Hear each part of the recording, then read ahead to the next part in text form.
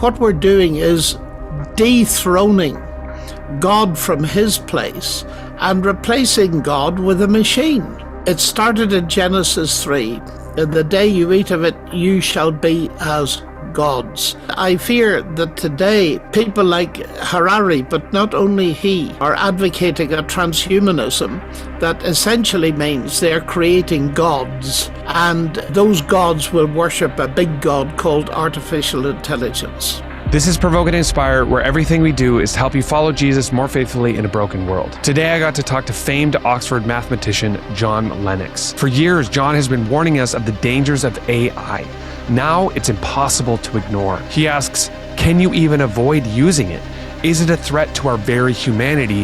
Where is it all heading? And are we trying to replace God? If you have felt a rising unease about AI in the future and want to know how to navigate this as a follower of Jesus, this conversation is for you. It's always great to see you. And the topic that I wanted to talk about today was based on your book, 2084, Artificial Intelligence and the Future of Humanity, that you released originally in 2020, which, looking back on it now in the way this conversation has evolved, it feels incredibly ahead of its time. Why? What was it that was getting you to think and focus on this in a way that I think just most people kind of put this in the science fiction realm and were just not contemplating it the way you were? Well, the reason I wrote that 2084 in 2020 was as a result of an invitation a few years prior to that by some thoughtful Christian leaders in London who obviously had an eye on technology and were concerned that some of these new developing technologies had implications for our understanding of human beings, because it seemed that they formed a threat to the concept of human beings as being made in the image of God. And I was invited to speak at a conference on Genesis and AI to introduce the conference. And I said, look, I do not know much about this topic, but I could talk about Genesis. So I did so. But while I was preparing, I realized that this was something I needed to think about. And so I worked very hard for several years and produced that book. And then in 2024, the publisher said, a lot has happened in the past 4 years with artificial intelligence. Indeed. How about updating your book? So it was republished in 2024, twice as long, with the same title, 2084, but a slightly different subtitle. So it came by invitation. But I must say that I was very glad I accepted the invitation and realized the implications of it. Yeah. Yeah. And it's really one of those things where even in my own life, it's very anecdotal, but it went from a thought out there to such a ubiquitous reality in my daily life almost instantly. Like, I don't even really remember how quickly this evolved. And now we have 1 billion people every single day who are engaging, 1 billion plus people engaging with AI. How has the conversation evolved even just from 2020 to 2024 in your mind? What did you feel like you needed to include that you didn't have in the first version? Well, I think the fascination with AI has increased over the years to the extent where just today I read an article in our leading newspaper here, the London Times, about sad AI wives, that in the United States in particular, but not only there, many men are becoming so obsessed with the technology that they are engaged with it obsessively all day long to the neglect of their partners and their families. And this has become such a problem that the women are having to call in counselors and psychiatrists and all this kind of thing. And that's a symptom, I think, of what has happened over the past 4 years, but at an accelerating rate, especially in 2026, this year. And that is that the whole field has become addictive. Now, that's very apparent in young people. And those that study it, and one of the leading people who's spoken into this is Jonathan Haidt in his book, The Anxious Generation, point out that this addiction is worse than heroin addiction. And in the United States, where you live, there was a landmark decision in the courts of Los Angeles just a few weeks ago, where the prosecuting lawyer, Mark Lanier, whom I know personally, and we'll come to him in a moment, won a landmark case where Meta and Google were accused and proved to be guilty of deliberately constructing their websites to be addictive to young people, and were through that harming their mental health. Wow. And it'll be interesting to see what comes out of that. The interesting thing, of course, is that Mark Lanier is a Christian believer. And I was very encouraged to see a Christian heading up the resistance to this kind of thing. And resistance is growing because some leading thinkers in your country and in our country who know a lot about neuroscience are increasingly worried about us allowing machines to become our masters. Rather than using their capacities as tools, they're becoming our masters and demeaning human life in a very reductionist, mechanistic way. In other words, they are caving in to the dominant philosophy of naturalism that has been around for a very long time. And in the end, robbing young people of their childhood and robbing adults of their humanity. So I see this as a very serious threat, all the while acknowledging that AI is very useful. I use ChatGPT or Claude Mythos to check on facts, although you need to check on what they tell you. And clearly many advances in medicine would not have been possible without this new technology. But that aside, it seems that the downside of it is coming in a tsunami, and we're not prepared for it. We're rather becoming obsessed with it. And it's interesting when you look back to the major dystopic novels, two in particular that I interact with in my book. They are George Orwell's 1984, on which I based my book 2084, and Aldous Huxley's Brave New World. And the points they made are opposite in a way.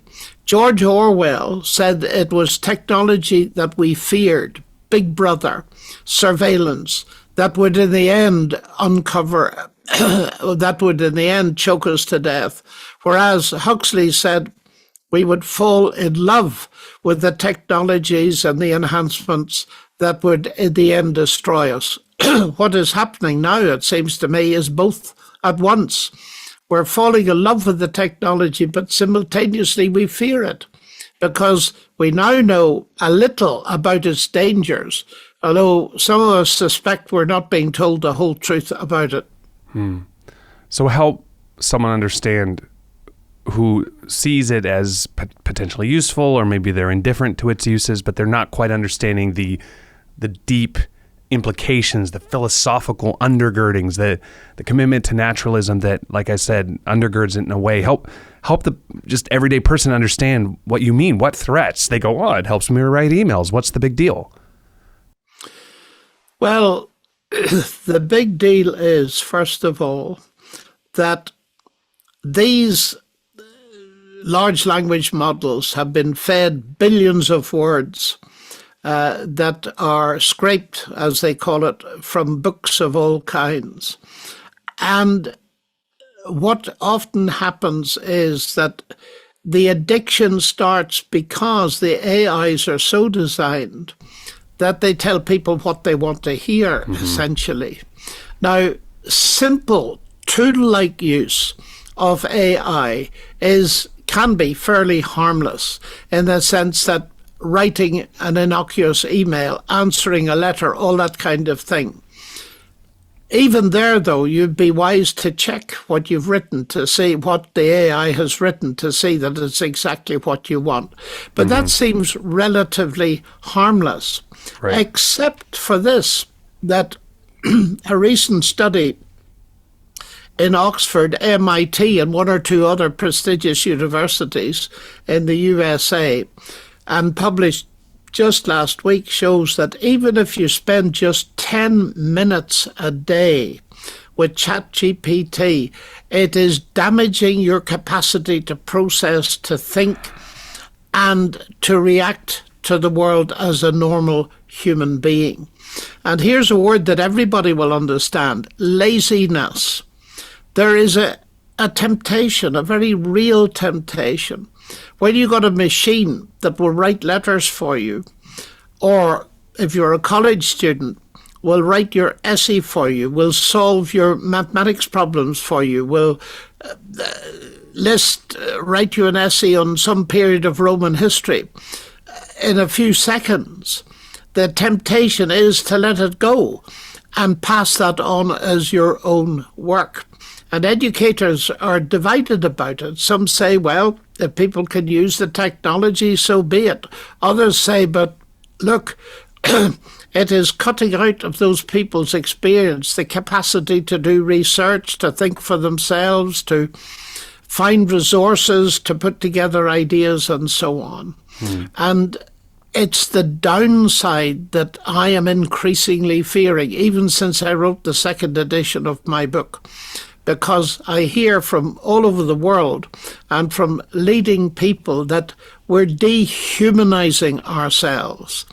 And also, AI technologies are extremely left-brained, and they focus on detail and all the rest of it. They don't give a big picture. And of course, from a Christian perspective, we're dealing with the machine, something less than human, that doesn't think, that doesn't have any of our five senses. It cannot appreciate qualia like human beings do, and yet we are delegating to it more and more of our everyday lives. And watching what happens to young people in particular when they are weaned off their smartphones and tablets and AI and taken into the country for a couple of weeks without these devices, their whole lives transform back to normality. And they begin to realize that they become addicts and they don't need these toys. They're worse than toys, of course. Yeah. So many schools now in the US, in the UK, and Australia are banning smartphones for the under 16s for a very good reason. Yeah. So at the practical level, yes, it's a tool, but it's not an innocent tool. I think of a great book, The Shallows by Nicholas Carr. And I don't know if you're familiar, but in it, he talks about the impact of these tools, technological tools, and the neuroplasticity of our brains, and how invariably as technology comes along, it changes our brains. You know, and he talks about going from an oral culture to a verbal culture. And he talks about these various advancements. There's a great example he gives of London cabbies before the advent of the GPS and the incredible brains and capacity they had to know the nooks and crannies of the streets in London, and how after GPS, that spatial awareness completely atrophied from a scannable perspective. And so it sounds like what you're saying is we are robbing a part of our human capacity in the name of convenience. I think you're right. And those examples that you've mentioned are actually very important examples, because it's now becoming more and more established as neuroscientific fact, and not just guessing, that the plasticity of the brain is such that these things, constant exposure to them, is actually rewiring the brain. It's reducing our attention span. It's messing up our cognitive abilities. And I think one of the most important insights for many years has come through the work of Ian McGilchrist, who's a neuroscientist and has written a book called The Matter with Things on the two hemispheres of the brain. And in connection with AI, he is challenging it very strongly because he fears that what it is doing is simply enhancing what's been happening for the last 500 years, especially in the academy, that we've concentrated so much on the left side of the brain with its attention to detail, and we've forgotten to cultivate the right side of the brain, which sees the big picture. McGilchrist is fascinating because he argues on the basis of hard science that the two different hemispheres in our brains apprehend the world, approach the world in two very different ways. The one, the left side, narrow, rational, and the other, the right side, seeing the big picture. And he points out that a bird or an animal needs both. They need a narrow focus to pick out the food that won't poison them on the ground in front of them. But they need a big picture so that they can see predators on the horizon or above them, like eagles and so on, before they have them for dinner, so to speak. And he develops this with great fascination. But he's crusading at the moment very clearly because he got a very clear vision of the damage this is doing and in the end will do to our culture. Yeah, and to your point about what it means to be human, I think of, a part of the departure from God and the what that means of who we are, the beauty of what we are. We become these means to an end. And if these technologies can bypass the process that forms us into humans, allows us the capacity to think and create and be creative, produce art and think deeply, these are core to what it means to be an image bearer of God. And so when tools come along that make it almost irresistible to put yourself through the labor of those processes, is that part of what maybe you would suggest is robbing us of the image bearing qualities? Yeah, that's right. And we mustn't ignore either the fact that a lot of these things that you and I have been discussing for the past whiles come very near to mind control. And the goal of a totalitarian government, their ideal dream, is to be able to control the mind of the subjects. And we're going further and further in that direction. McGilchrist actually says that we're like the proverbial frog in a pan of water on a hot plate. Yeah. It doesn't notice that it's getting hotter and hotter until it boils. And this is the problem, that the threat of having our mind controlled, having chips embedded in our brain, used to be the subject of science fiction, but it isn't anymore. It's being suggested.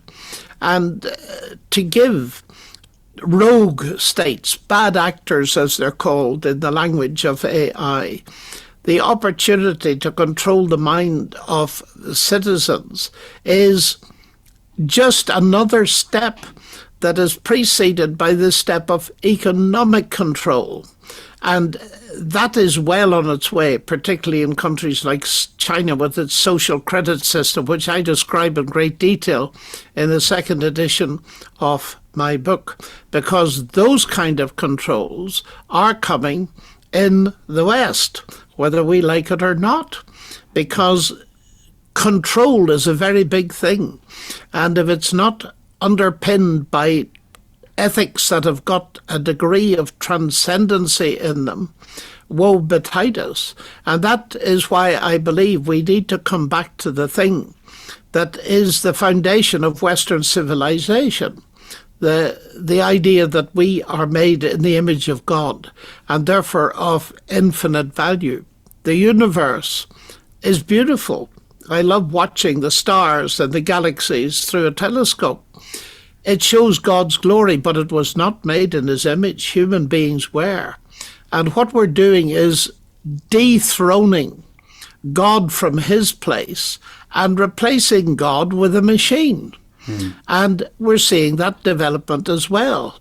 It used to be joked about that AI would end up as a god and be worshipped, but that is no longer the case. It has ended up as a god and is being effectively worshipped. Yeah. There are even assemblies that meet to worship the god AI, which seems almost incredible. And yet, in biblical language, what we're saying is what we should have expected. A tremendous push to turn humans into gods. Yeah. It started in Genesis 3. In the day you eat of it, you shall be as gods, knowing good and evil, not the kind of knowledge you want, as they discovered. And I fear that today, people like Harari, but not only he, are advocating a transhumanism that essentially means they're creating gods, and those gods will worship a big god called artificial intelligence. Yeah. Help unpack the transhumanism for maybe the person who wouldn't describe themselves as an academic, who doesn't understand the promises on the front end. Seem like, like if we can cure disease and we can offset the travails of aging, like what's wrong with that? Help someone understand the deeper metaphysical implications and the agenda behind the transhumanism movement. Well, there are things to be distinguished. I have enhanced eyesight while I'm looking at you at the moment. Yeah, as do I. Glasses. I wouldn't see you otherwise.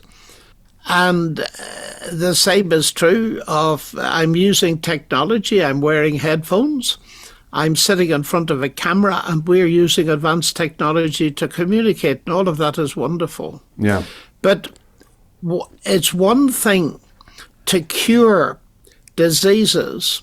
It's another thing to say, look, humans are only at a certain fairly low stage in the overall evolution, which nature, so they believe, has been responsible for over millions of years. But now we know enough that we can take that into our own scientific hands, and we can engineer human beings and turn them into something super special, super intelligences.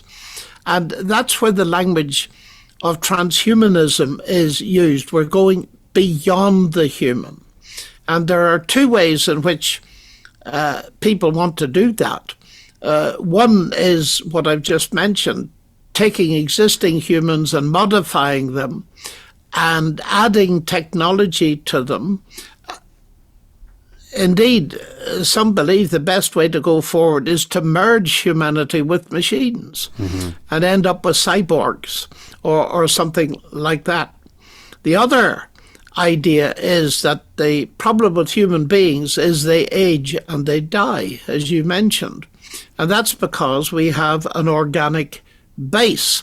So why not get rid of the organic base and start with some inorganic material like silicon and build a transhuman, or whatever you'd call it, some kind of being that, if possible, we can upload the contents of our brains and minds to give us some kind of eternal life.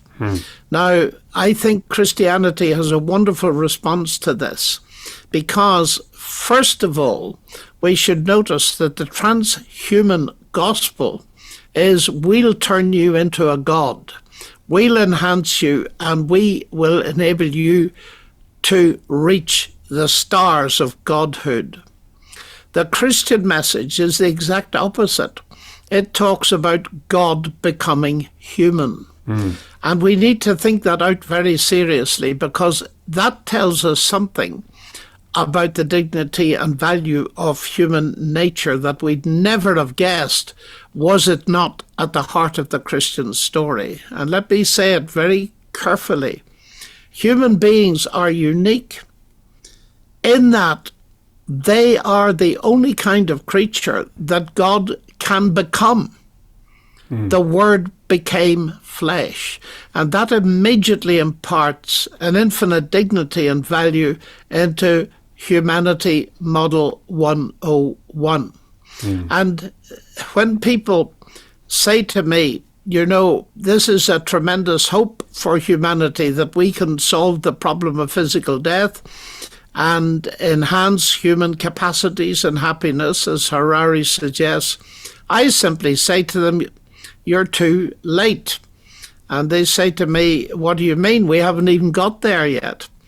I said, but you see, what you are ignoring, or possibly willfully forgetting, is that this problem of physical death was solved 20 centuries ago when God raised Jesus from the dead.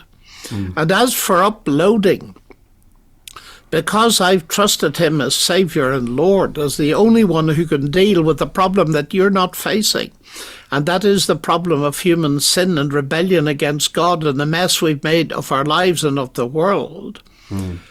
Christianity deals with that. Christ died and rose again to deal with precisely that, which means, because he is the Son of God, that one day he will raise me from the dead if I've died in the meantime, and I will be uploaded into one of the most wonderfully promising uploadings that goes far beyond the imagination of even the cleverest transhuman, and that is the uploading into the world to come, into the heaven that Christ has promised all who trust him. And that's why I have huge hope, you see, Ben, when I look at the future at the age of 82, because I know that although my body is falling to pieces, and I'm well aware of that, that I'm looking forward to that day of resurrection, personal resurrection, where nothing that's valuable in life will be lost. And so against the background of the message of transhumanism, I feel that Christianity has a lot to say and could gain a great deal of traction if only we weren't afraid to tell people that. Yeah. Yeah, it's sad because it feels as though we have these two parallel growths. We have this growth of technology, this growth of efficiency. We're able to do more, hustle more, grind more, and yet we've never been more alone. We've never been more anxious. We've never been more confused. And I struggle to understand how the Hararis and the others in this space do not track the fact that we may be expanding what a human can do while robbing what it means to be a human in the first place, and how there's not a recognition of that. That's absolutely right. And because our attention is taken up 24/7 with all this technology, we've no time to develop normally relationships. And as you say, we are so alone. Sherry Turkle's book is well worth reading. It's been out for quite some time. It's called Alone Together. Yeah, it's back there. Such a great book. It's right there. So these are people who see clearly, because they've studied actual cases, they're not just theorizing, the effect that we're having on ourselves, and we're robbing ourselves of the wonder of life. And, you know, when you think of our five senses that I mentioned a few minutes ago, seeing, hearing, touching, tasting, and there's nothing in AI that does that, because AI doesn't have any thoughts or experience of qualia at all. It cannot see the redness of a rose or understand what that is. It's just a torrent of words that it itself doesn't even understand. And we need to get that very clear, because the language we use of AI, artificial intelligence, the word intelligence there makes people think that it's really intelligent. And even Richard Dawkins in the last few weeks appears to have come to believe that his Claude Mythos bot is conscious. Now, that strikes me as absurd. And the leading pioneers in the field are very clear that they do not know what consciousness is. let alone have any idea how you would make it. And none of the top AI pioneers like Stuart Russell and Peter Norvig are even attempting to make a conscious machine, because they don't even know what that means. What they're doing is making machines that simulate intelligence, and we need to grasp that word. It's the imitation game. It is a simulation. It's not a reality. And we need to be very aware that we are in danger of using language that make people think that it is really intelligent. No, it is not intelligent. It doesn't have a single thought or notion.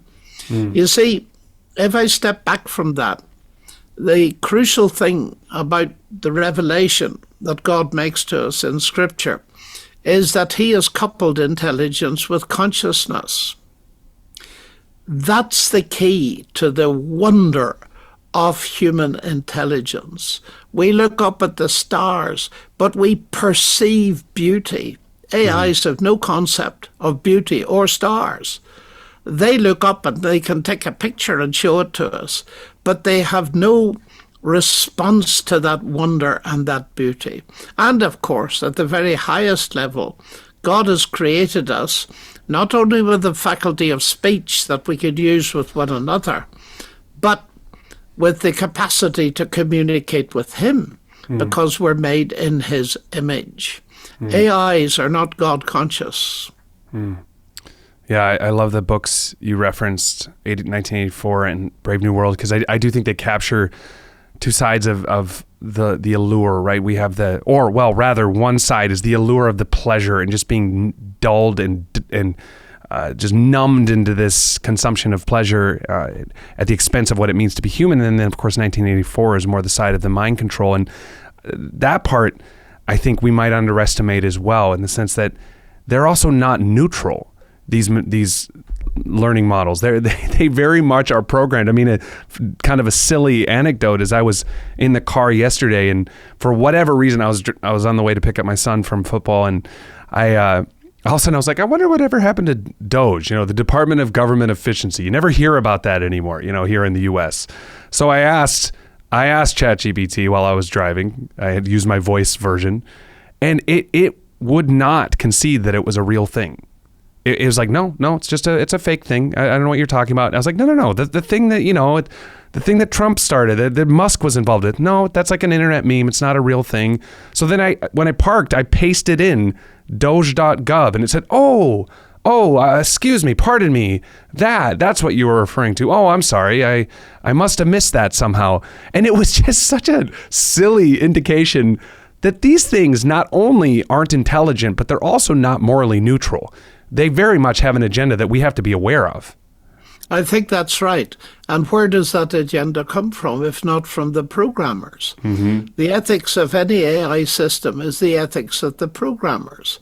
And we all know that the technology is developing far faster than the ethics that is very necessary to underpin it. And many of the big players are running scared because, of course, they want control. And the ethics of control, if it has got no God dimension to it, well, we end up in subjectivism, and truth is determined by power. And control is determined by who's got the biggest missiles and technology. Yeah.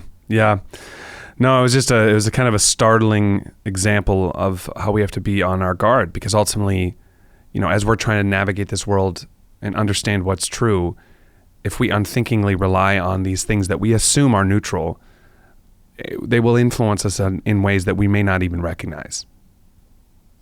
That's right. That's absolutely right. So this is just speaking to followers of Jesus for a moment here. One of the things that I fear is that the very mechanisms, that's the wrong word, the very instruments and disciplines that I so rely on to connect with God, the silence and the solitude and the meditation and deep thinking, I feel like so many of these core disciplines and instruments are being directly atrophied by the tools and technology that are also competing for my time and attention. How do you see this impacting our ability to connect to God? Is that a deeper part of the spiritual battle that's going on here? Well, of course it is. Of course it is. Be still and know that I am God. AI will not let you be still for a moment. And it is therefore robbing us of the capacity and, in the end, of the desire to get to know God. And this is terrible, because the highest privilege for us human beings is getting to know God through Christ and praying to him and worshiping him. And to end up worshiping a machine is such a travesty of reality.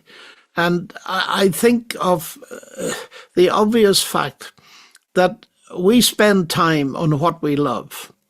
And if you ask yourself, and it's a huge challenge for Christians, how much time are you spending playing with ChatGPT or Claude Mythos or something like that, playing with technology?